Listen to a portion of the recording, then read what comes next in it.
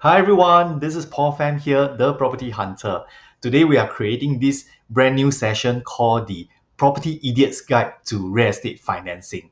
So Singapore real estate, understanding the numbers in real estate is one of the most fundamental things to know when it comes to buying or selling a property. So today the focus very much is about having you to know the numbers, to do the calculations yourself without having to guess. Because very often when we have friends or clients who start to approach us and talk about wanting to sell their house and maybe considering to buy a bigger house, but sometimes, or in fact very often, most of them do not have exact numbers in mind, or maybe they just roughly ballpark things that they can buy a $2 million property but not exactly sure how much. So today's topic is about real estate financing, which by the end of this session today, you should be able to know how to get the numbers on such as like your accrued interest, your current property valuations, or maybe not your current property valuations. The one you got to check with us or check with a banker, but at least to know how much is your outstanding loan and how much sales proceed you will be able to get back at the end of the day when you sell your property. Okay, so without any further delay, we're going to start going into the session today, the Property Idiot's Guide to Real Estate Financing. Okay, so common issues over here.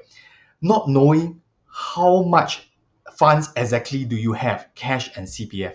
Okay, when I say not knowing how much cash and CPF, I'm not talking about just the cash that you have on hand or the CPF that you currently have in your OA account. I'm also referring to the CPF that you have when you sell your property. Do you know how much CPF have you used for your existing property? Are you aware that you actually need to return your CPF plus the accrued interest that you take out from the CPF?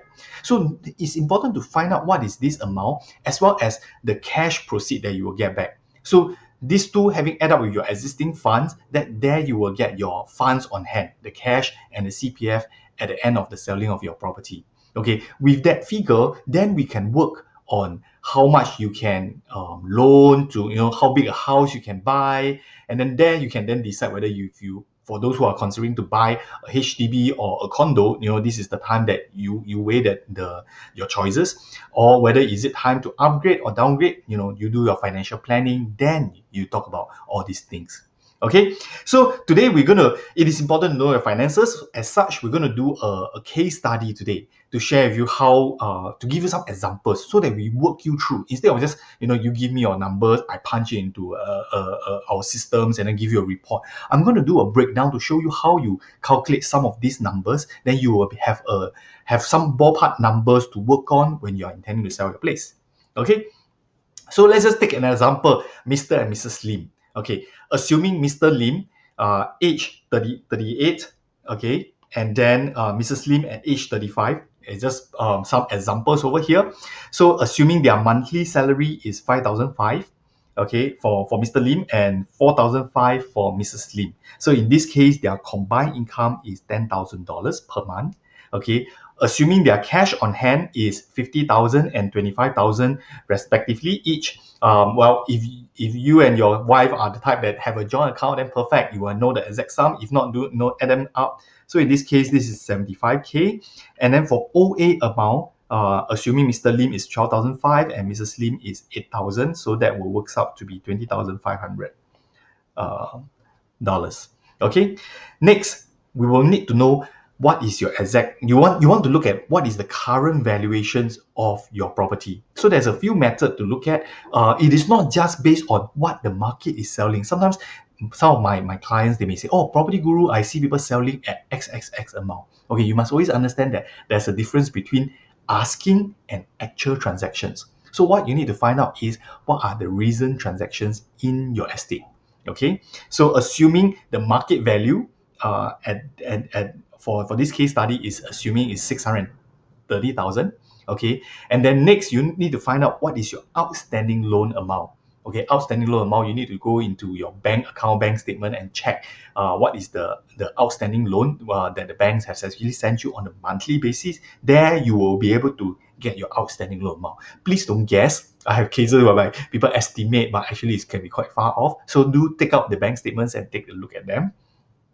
Okay, so next you need to find out your CPF used plus accrued interest. Okay, so CPF used is, like I mentioned to you, you need to log on to your CPF account, okay, with your SingPass individually. So Mr. Lim need to log in and Mrs. Lim need to log in separately. Then go to My Property. Okay, under one section called My Property, and you look into it and you will find the CPF used. Okay, you need to scroll down and find another figure called accrued interest. You need to add the two figures together. So this is where you will get your total amount, CPF used plus accrued interest.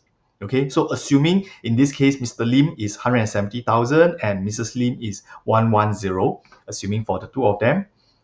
Okay, next you want to add up what is your monthly commitment, your debt servicing that you are servicing on the monthly basis. So in this case, assuming Mr. Lim with a car loan of $950, okay, and number of credit cards, two credit cards. When we say credit cards over here, we are not referring to credit cards that you are using. Yeah, I'm referring to credit cards that even you don't use.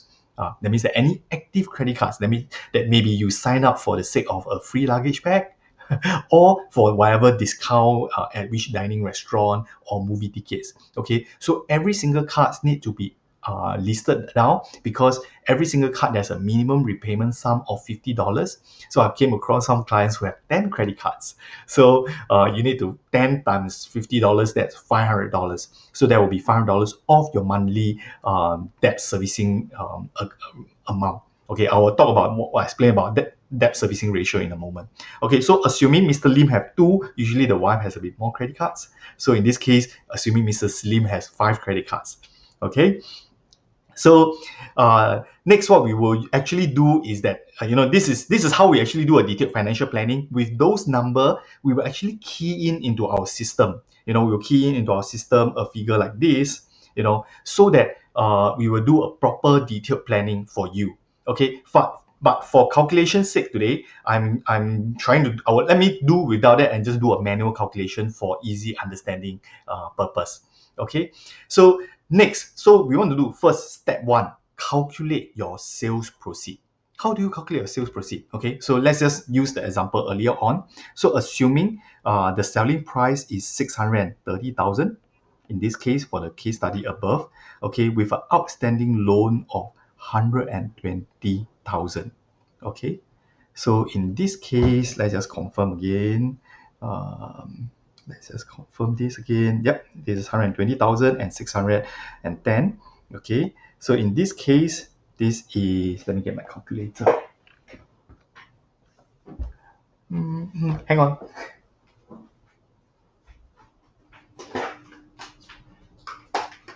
Right, so this is my calculator. So I'm punching the figure just for you guys. Minus 120, that would be 510. Okay, and then thereafter you want to check what is the CPF amount used for both parties, the accrued interest. So this is where you go to the figure earlier on, 170 minus 170k, 110, 110k. Okay, why? Because you want to know exactly how much cash proceed you get back. Because if without deducting that, you just only have a ballpark sum. Okay, because there is a difference between CPF money and cash. Because when you buy a property, most of the time, for most property, there is a minimum of 5% cash as down payment. Okay, and in the event if you are using the sales proceed of first property to buy the second property, you also want to time your CPF return, because there will usually be a CPF, a period for the CPF to be refunded for your first property upon the sales completion. They will still take some time for the sales proceed to be refunded back to your CPF account. So if you are intending to use your CPF account to buy your second property as well, you want to time that time as well. So this is where we comes in and want you to do that calculation so that you know how much cash you have and how much CPF you have. Okay, so minus 170 minus 110. Okay, so in this case, your cash proceed is this amount, cash. Okay, and then the CPF is over here. Okay, about 280,000. Yep, 280,000 and 230,000. So you can see from here 280 and 230. Okay, and then of course you need to add on the existing cash CPF on hand for both party. So you can see originally they have this amount over here 20.5k. So 20.5k, when you added them in plus 20.5, so that will be 305k. And whereas the cash on hand will be 75k. So when I add 75k back inside here, and you get 305k. So this is the CPF and this is the cash. So now we know the cash and CPF. Okay, so next I'm going to show you guys, you need to know how to calculate your total your loan eligibility by understanding what is your TDSR and MSR. Okay, so TDSR refers to total debt servicing ratio, TDSR. Okay, it refers to 60% of your total gross income. Okay, a lot of people have this confusion whether is it based on after deduction of CPF or before. Okay, so in this case, it is based on before CPF deduction, total gross income. So you take 60%. So in this case, Mr. and Mrs. Lim, their combined income is 10k. Okay, so you can just use 10k for that. So 60% times 10k, okay, that works out to be 6k. Okay, but that doesn't mean that they can use the full 6k. When the 6k here is actually a TDSR threshold, which means that your monthly mortgage repayment, your monthly installment cannot be more than 6k, okay, including any monthly commitment that you already have. So if you remember earlier on, we did a debt servicing. So the debt servicing monthly commitment that Mr. and Mrs. Lim have is $950 plus the credit card times $50 here equals to 100, then times $50 here equals to 250. So that will adds up to be 250, that will be adds up to 1,003. So that means that we will need to deduct off $1,300 from this 6k. Okay, so in this case it is $4,700. So if you start to see the picture right now, the monthly installments of them cannot be more than $4,700. Okay, next I'm going to explain to you all what is MSR. Okay, a lot of time there's a lot of confusing between MSR and TDSR. For if you are buying a EC or a HDB, you need to take into consideration mortgage servicing ratio. So this is a requirement by HDB board. So in this case, mortgage servicing ratio is based on 30% of your gross income. So again, that's before deduction of your CPF. So in this case, 30% times 10k for Mr. and Mrs. Lim, that will be $3,000. So that means that their MSR limit, that means for buying a EC, a brand new EC or a HDB cannot be more than $3,000. So these are the type of regulations being set and the differences between these two. So you want to understand the numbers in here. Okay. So next, for another one is to compare between if you are considering to take a HDB loan or a bank loan. These are some of the common questions that people have as well. So take for instance, if you are buying a HDB, you have the options to buy to take the loan from a HDB loan or a bank loan. But for private property, of course, it's just pure bank loan. But I'm going to show you all the three differences over here. Okay, so for minimum down payment is 10% for if you take out a HDB loan. Okay, cash, the good thing when you take out a HDB loan is that you don't need any down payment in cash. That means that you can use full CPF. And then you have the advantage of going up to maximum 90% loan. So whereas if you take out a bank loan, the minimum down payment is 25%. Okay, and then the minimum cash, you need to put in at least 5% in cash, and the maximum loan in this case is 75%. Okay, so it may seem like no-brainer to go for HDB loan whenever possible. Well, that really depends. Why do I say so? Because HDB loan has been their interest rate has kind of been high. They have their standard policy is that it will be based on 0.1% plus the current CPF interest rate. So current CPF interest rate is 2.5%, and for the longest time it has been like this, plus 0.1%. So in this case, it is 2.6%. And for the longest time I knew it has been 2.6%. Okay, so whereas for bank loan in the past, it has been hovering, past couple of years, it has been hovering around 1.8 to 2%. And in the recent years, it has been as low as even 1.5% only. So this is where the big gap is. I actually purposely want to draw up this chart to show this gap over here. Okay, so I do a amortization table to show you the difference between a 500,000 loan, okay, assuming a 500,000 loan over here, and the differences that will happen when if you were to take up a 2.6% interest, okay, which is the one on the right, and the one on the left is the one with the 1.5% interest. If you see the interest amount that you're paying, before we go even into interest, just take a look at the monthly payment. The monthly payment for 2.5% is 2.6% is at 2,268, whereas a 1.5% interest is at less than $2,000. Okay, not just the monthly installment, but something very important that you must also be aware of is the percentage of amount that is going to pay to the interest amount. Okay, so in this case, if you actually take out this amount, interest over here, 1,000, divide by this amount over here, it will work out to be around 40 something percent. Okay, whereas when you take out the other calculations of the 625 over here, the interest rate of 625, divide by monthly repayment of 1,009, so that means that this is only about 31%, 31% versus a 47%, if I'm not wrong. Yeah, that kind of figure. So that means that the amount of monthly installment that goes to pay down your principal increase significantly over here. Whereas over here, that means that almost 60% goes to pay principal, whereas over here, only less than 60% goes to paying principal. That will make a significant difference when it comes to selling your property 5 years down the road. Because you will realize that how come after paying for so much for so long, my principal still about the same as the purchase price that I buy, not much significant reduction. So this is the difference in the rate itself, the interest rate. So as much as possible, if cash flow allow, CPF amount allow, do take the bank loan instead of the HDB loan wherever possible. But of course, I'm not against HDB loan. I think HDB has set up in good faith in such a way that they want to encourage Singaporeans to be able to have property ownership. So they set up in such a way that you can basically go on 0%, zero down payment by cash, and just go down payment 10% by CPF.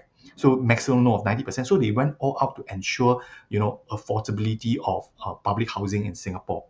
And of course, there is also differences in the number of year tenure. So if you notice, for private property with a bank loan, it is the same as a HDB with a bank loan, but the key difference over here is this: 30 years loan. So when you take out a bank loan for buying a private property, you can take out up to 30 years loan in this case.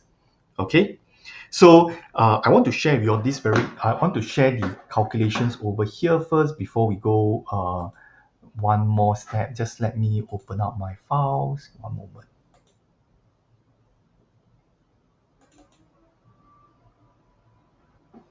Okay.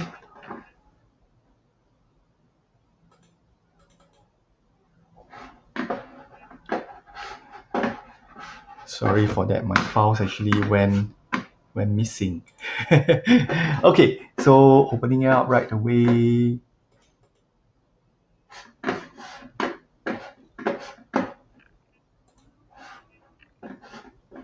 Just bear with me for a moment. All right, yes, I found my worksheet. So this worksheet over here is what the type of reports that we will generate when we are doing any financial calculation. So I want to show you over here the breakdown of Mr. and Mrs. Lim. So I run you through the numbers at least. Okay, so cash on hand is 75,000. So in this case, their current OA account is 12,500 and $8,000. Okay, their existing property is 630,000 as mentioned earlier on, and 120,000 over here as their outstanding loan amount. So existing CPF used for existing property plus accrued interest respectively. Okay, the next part that I want to talk about over here is the mortgage clock. Okay, age. So you can see mortgage clock 8 for Mr. Lim is 38 and 35 over here. So this is the critical part that I want to explain in terms of mortgage clock. So it is important to understand that the maximum number of years of loan tenure, the number of years of loan that you can take up is 30 years. Okay, so it starts off from 35 years old because the maximum age that you can borrow for 30 years is up to 65 age. That means that from 35 onwards, technically speaking, your mortgage clock start ticking down. That means that as you age from 35 become 40, the moment you become 40, the maximum loan that you can take becomes 25 years. And by the time you reach 45, it becomes 20 years. Okay, look, here's the thing. Every property got up and down. There's property cycle. We all know that. Every property cycle roughly takes about 7 to 10 years. So that means that in a person lifetime, you will be able to see around 3 to maximum around 4 property cycle. Okay, so the intention is that you want to make the best use out of every property cycle. And in fact, the best way is to double your assets, not your property price, the amount that you put into a property. You want to double it at every property cycle. So imagine if you were to put in 300,000 in your first property purchase, your next property cycle, when you sell it, when you cash out and you want to buy a bigger property, etc., ideally you should have at least 600,000 in there for you to buy the next property. Why is that important? Because you want to understand that as you age, when from 35 years to become 45 age, age 45, you can only borrow 20 years of loan tenure. So in this case, your monthly installment was increased significantly. So provided the fact that if your salary, which in 10 years time increase significantly over time, such that you can actually take up a bigger loan amount because of your TDSR limit that I've explained earlier on, you need to ensure that your total debt servicing ratio is able to support the loan, because now with a shorter loan tenure, your loan amount will increase significantly. So if you do not have a significant increase in your income, okay, which ideally it should, but at the same time we want to be safe, and also by ensuring that your capital actually increase at the same time. So two things: either your capital have to be a lot, or your salary, your income has to increase. Okay, but that will work only when you are 45. What happens if you are 55? If you're 55, you tell me, say, Paul, 55 and you're still expecting me to have a very high income. Yes, it is still possible for some, but may not be for all. So that's the reason why by the time when you're 55, you want to have significant amount of money that has been in your assets, such that you can cash out and go again. You see, if not, then you will be short of one property cycle. So that is the reason why I explained this property cycle difference. Okay, so and last of all, step 1, step 2, and step 3, last of all, I want you guys to weigh your options. So what do I mean by weigh options? Okay, you see, after we do up the sums, because of I explained the difference between MSR and TDSR, and also the loan tenure difference. Okay, there is a difference between the amount of loan that you can take for a private property versus a HDB or EC. Okay, so just take HDB and private property for today purpose. So you can see over here the maximum amount of money that I can buy with a private property maximum loan is actually almost $1 million, and I can take up to 28 years of loan for Mr. and Mrs. Lim. Okay, and then in this case they can buy up to 1.6 million estimate of property value. So this is how we actually set targets, to go about hunting for property based on, after working out the numbers. Okay, whereas if they are looking at buying a HDB, okay, the maximum loan in this case is 25 years, okay, and then the loan tenure is 25 years, and the maximum loan amount is almost 600k, okay, estimate about 600k, and then the maximum loan, the maximum property price that they can buy is 1.2 mil. Of course, I'm not saying to buy a 1.2 mil property, but I'm saying in case, for calculation sake, you know the number. Or if you're looking to buy a brand new condo, then these are some of the numbers that, brand new EC, these are some of the numbers that you can look at because of the MSR limit.